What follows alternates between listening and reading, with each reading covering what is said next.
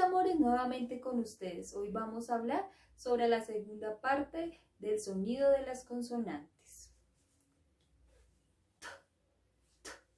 Dado, dado.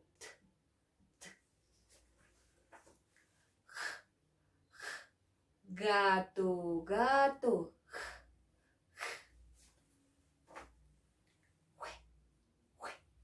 Winnie, Winnie.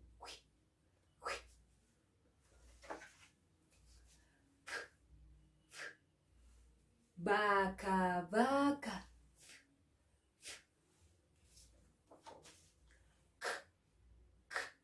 Kepis, kepis.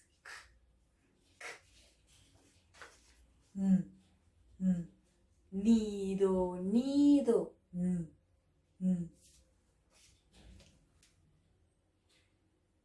Hongo, hongo.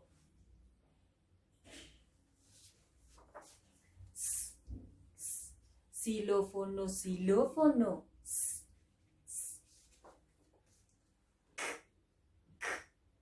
Queso, queso.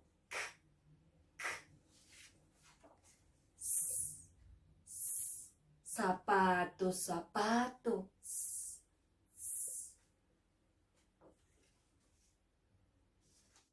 Muy bien, mis amores, recordemos practicar el sonido de las consonantes en casita.